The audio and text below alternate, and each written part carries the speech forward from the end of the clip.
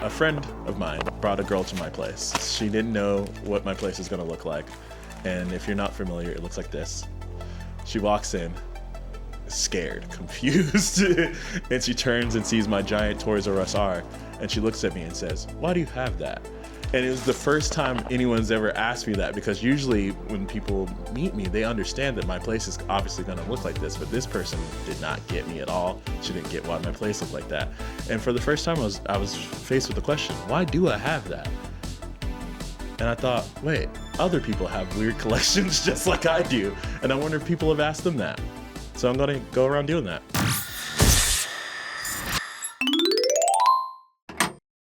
Welcome to Fontaine Cards. I'm with Zach. Hi. And this is the first episode of Why Do You Have That? I spent a few hours here a couple of months ago playing Dungeons and Dragons for the first time. Zach introduced me, and I fell in love with his place. He's got the coolest collections of very specific things like Goosebumps and Spy Kids. And I want to get in there and I want to ask him all about, why do you have that? First things first, cards. How'd you get into it? How'd you turn it into a business? So I do cardistry, which is kind of like different ways of flipping the cards around and different ways of shuffling. It's very similar to magic tricks, Sorry, do another one. but a little different. So it's like, yeah, just different ways of shuffling. So it comes from the magic world of like doing a fan or doing like spreading the cards and catching them not that well. And then, yeah, in the last like 20, 25 years, it's like become its own little skill hobby, completely separate from magic, like kendama or fingerboarding or Rubik's Cube. It's like that kind of nerdy skill hobby.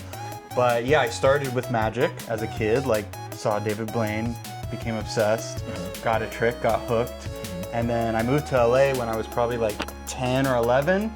And the Magic Castle here has a junior program. So I joined that when I was like 12, met a bunch of my friends, still friends to this day. And then, yeah, just kept going. And then I was making YouTube videos of doing card stuff, magic and cardistry. And then when I was like 17, I made one deck in Photoshop in 5 minutes, like just for fun. Made a little prototype. And then people were like, what is that? How do I get that? So then I did like a little Indiegogo for it. And then it very slowly became like, oh, I think this is my job now. And then, yeah, now we're here. And we got a store. We do cardistry tutorials and jams and competitions, stuff like that. So are you like the forefather of this community? No, I wouldn't say I'm the progenitor of it. Like, definitely, there's these two guys, Dan and Dave. Dan and Dave Buck, they're twin brothers. And in like the late 90s, early 2000s, they really were like the pioneers of cardistry. Myself and a bunch of my other cardist friends kind of were like the second wave of that in maybe 2013, 2015. That's around when like cardistry started to go viral on YouTube. So there's myself with Fontaine. There's my friend Tobias, who's a guy in Denmark who has a brand called Anyone. His stuff's amazing. And then there's these 4 guys in Singapore called the Verts, Virtuoso. And they are like the Christian Hosoi of cardistry. And then kids are now doing it all over the world. And we were just talking about TikTok. Now there's kids like all over getting into it for the first time. Or there's a lot of people that come in the store that are like, oh yeah, I used to do this in middle school, but now it's coming back on my feed. And so I'm like trying to get back into it. The people that were selling cards, it wasn't like cards for cardistry. It was like mostly magicians. And so when I did my first deck, again, like wasn't trying to make a business, was just like, here's a deck. That was very new at the time of like, so anybody can just make a deck of cards? And then now we have like dozens of different kids that have their own cardistry brands. But I also want to say, it's not like specifically made for cardistry. It's just like the branding is about cardistry. Because you could do cardistry with any old deck. Like you don't need this. Okay, so it's not like a paper thickness or anything like that? I mean, we definitely do try our best to make them as good as possible, but it's not required. It's like you could get a deck from your grandma's drawer, and that would be honestly better because it's like more broken in, more played. A brand new deck is actually very hard because they slide around too much.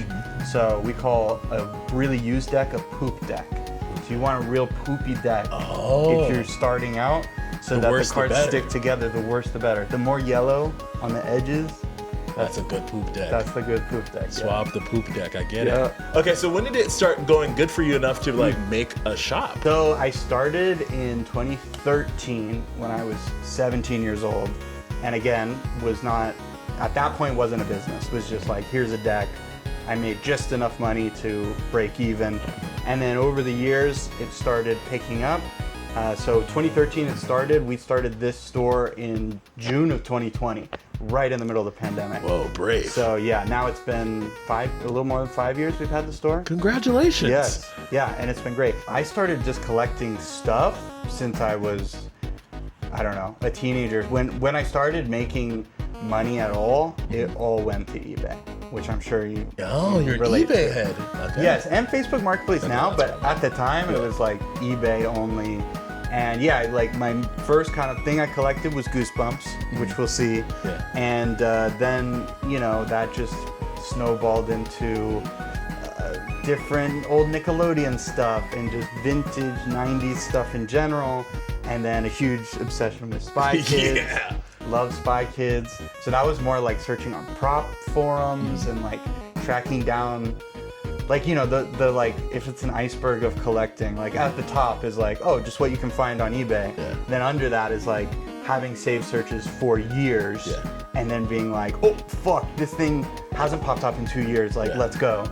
And then under that is like finding the people that have it who aren't listing it on eBay and like begging them, hitting them up over and over and being like, come on, man, like I gotta get this thing. Yeah, I think that's the best way to go. Because also there's a lot of taxing on eBay. Yeah. People know, oh, some idiot like me is gonna pay a stupid amount. What spark do you love in Goosebumps? So Goosebumps in general is my favorite show of all time, my favorite, you know, series, franchise, whatever you want to call it. And I was born in '95, so I didn't really get into it until I was 6 or 7, where like most of this merch was done by that point. So I like got hooked on the reruns on like Fox Kids, and then by the time I reached an age where I had like some disposable income, you know, all of this stuff was gone and only on eBay. So I've been collecting for maybe, I don't know, maybe like 20 years now. And I think I have the second largest collection of the merch in the world, I think. Who's the first? This one, my arch nemesis. Goosebumps Aussie Fan 95. I need to find out more. Give Yeah, me the lore. we got a lot of beef. And if he's watching, Bjorn, you know, there's no hard feelings. I think you're a good guy. But we definitely have had our spats back Walk and me forth. through it. Okay, so how did he's it been start? collecting. He has like a YouTube channel, and Goosebumps for me is like, it's my favorite little side hobby, but Goosebumps for him, it's like his whole identity. So I do understand that, like, I relate to if something is your whole thing, that like it means more to you. But he would argue, like, I would win things on eBay, and he'd be like, dude, why did you win that? Like, that should go to me. Whoa, that's crazy. Yeah. That's not how it works. I know. Even if you weren't you and someone else just like, I just happen to want that thing, that's not a scoring against I know. him. And his argument was like, well, I have a YouTube channel and people are going, like, if I get it, more people will be able to appreciate it. And I'm like, I got a shop where people can see it in person. Yeah. But, you know. Okay, tell me about your favorite Goosebumps pieces.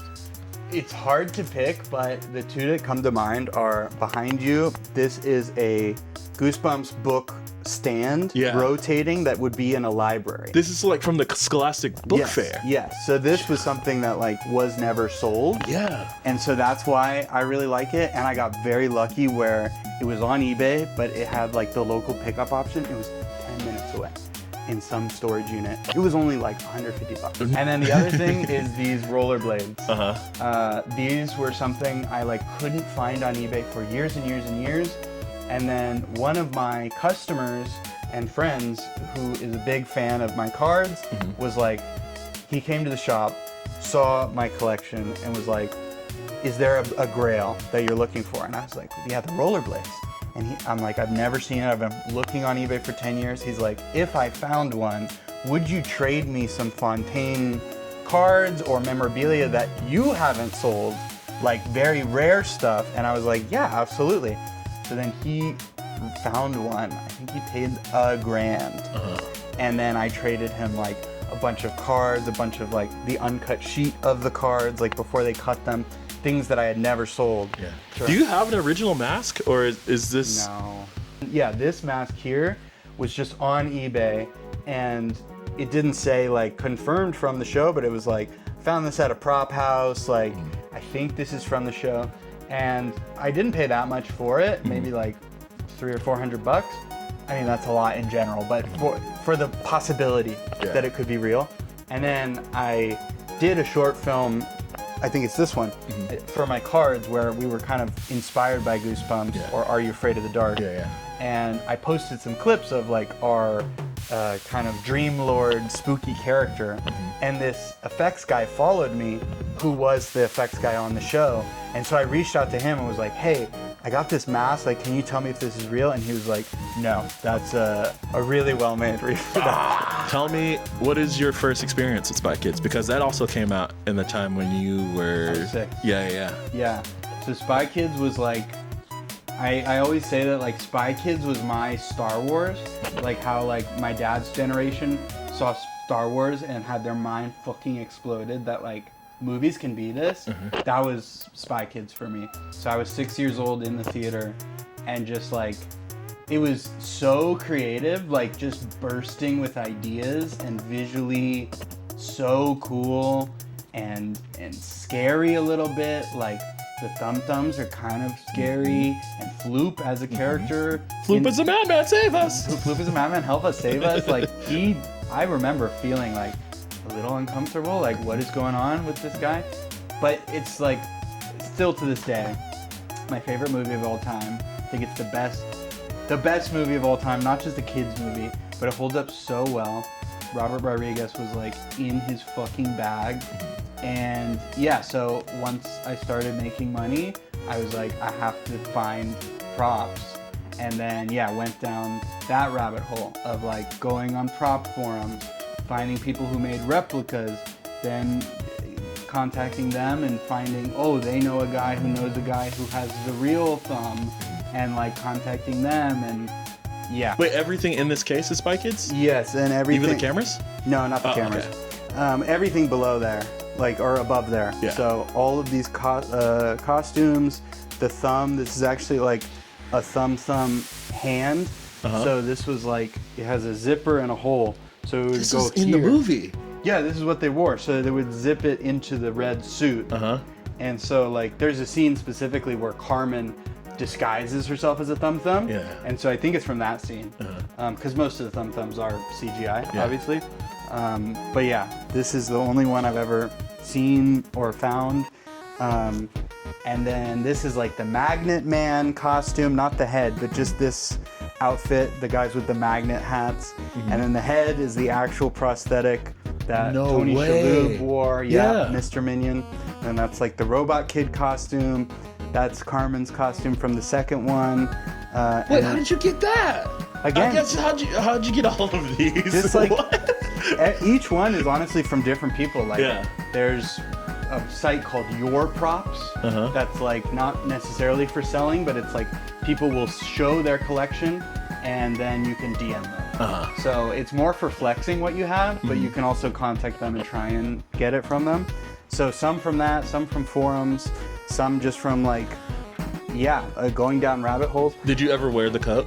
No, it's, the red coat? Yes, absolutely. This is like an actual maquette that they used in the film, where like in the first one, when they're running away from the Thum Thumbs, and the Thum Thumbs have like the ninja suits on, there's a shot where Carmen breaks through a glass ceiling.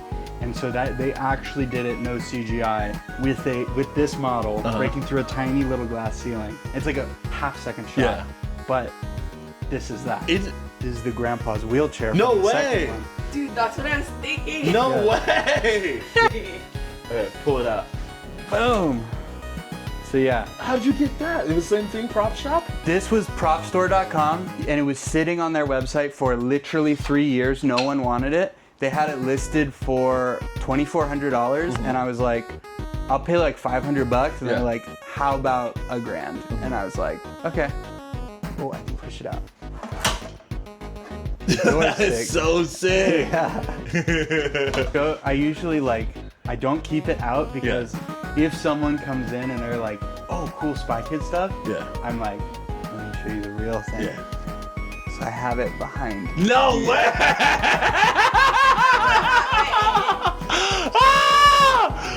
That is so sick! Yep.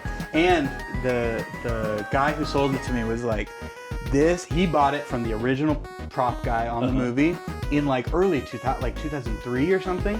And this is the hero one where they made a bunch of duplicates that are like just made of foam for there's a shot where Junie whips off the curtain and there's a whole line of them. And so all of those, I also couldn't find those, but I've seen those in the past. You know how there's those auction sites where it'll tell you what it went for? Yeah. And those have gone for like $1,000. But this one is the only one that is not foam. It's like heavy, made of fiberglass, lights up, has the straps, and also on the inside has a H for hero. This was the one that Carmen wore. And also all of the other duplicates, because they weren't in close-up shots, they didn't have to be as detailed. So where it says on the side Machete Buddy Pack, no other one in the world says Machete Buddy Pack. Wait, you have a McDonald's collection? It's very small compared to you, but yeah. No, yours is actually, well, I just have very specific weird stuff from McDonald's, but tell me about your McDonald's collection. So I am not honestly the biggest fan of, I'm a fan, but I'm not a super collector. But have you been to RBB store in Japan? Russia Burbank? I'm sure you follow them. But it's a toy RBB, store that has a bunch of stuff in there and just everywhere. McDonald's. Yes, yeah. So I went to his shop and just kind of became obsessed with his curation specifically. So my favorite thing from this is the wig manual. It's how to take care of your Ronald McDonald wig if you're a Ronald McDonald performer. And he was did not want to sell that to me. Actually, maybe I can sell it. Yeah. Because I don't want this anymore. What? But this was, do you remember when they did the Rick and Morty Szechuan sauce? Yeah. A full bottle.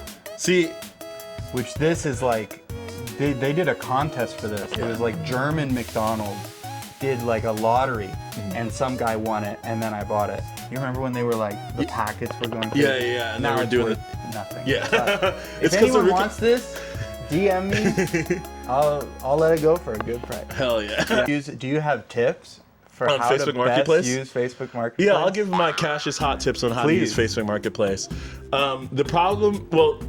The perk for me is that I live in a city where there's stuff, and I also have a car. So if what I do and other power Facebook Marketplace users, we set our location to very far distances, and then sometimes I'll go to Pomona or exactly, wherever. or I'll move my location to weird cities, let's say Seattle. There's stuff outside of Seattle. I got this Nintendo Fun Center. That's essentially a big Nintendo game machine that was only in hospitals. I got one of those. It was $800, and it was in a weird city outside of Seattle that if it was in LA, it'd probably be $10,000. Yeah. But some guy out there didn't know what it was worth. And did you get someone to drive it to you? I got there's a thing called U-Ship, and it's pretty much like a what I would consider Uber Pool, but for shipping stuff from far distances. If you're already going somewhere, exactly, pick up a thing, throw it in your truck. So I got it picked up from U-Ship for $500, and then got it brought back to me. And sick. Now I have a Nintendo Fun Center that no one has. That's crazy. How often are you putting in searches versus just refreshing the feed? I am. So that was one of the first things I started doing whenever I first got into Facebook Marketplace, and I realized how the algorithm worked. I would just type in let's say vintage synthesizer, and I type Roland, I type in piano, and I type in things that would get because sometimes people list the things really badly. Always. So a synth could be listed under piano, and you're like, that's a goddamn Jupiter 6 right there. Yeah. And so now I got it dialed in so it picks up on stuff like that. So I can catch a weird storage unit that has it maybe has piano because the person doesn't know what it is. Yeah. But I'm looking at it and I'm like, I know that's a freaking thing. Yeah. And So now I'm a real user of Facebook Marketplace. What about you? Well, I guess I just scroll it for fun, and that's why I'm asking for tips. Oh, well, okay, so in that case... I have some saved searches, but not much. Okay, so I save stuff, and I also, even if I don't want something, but it's something that's a part of the thing that I want, I will save it, just so the algorithm knows, okay, this is things of that sort it's gonna do. Yes. Because essentially, it's just gonna show me, because the way that I'm imagining is that they have an AI algorithm that looks at pictures of things. Yes. So like if you upload a picture, it's just gonna sort out those ones and zeros to things that I've already saved. So it's just gonna send it to me, even if the thing is wrong. Like it's like listed wrong. It's gonna be like, you like that picture of that thing that one time. So I still, anytime I see something that's like even in the realm of something I'd be interested, I click on it, I look at it, I save it. So that way it knows. Hell yeah. Yeah, it's like training a dog, pretty much. Yeah, so that's training an AI dog.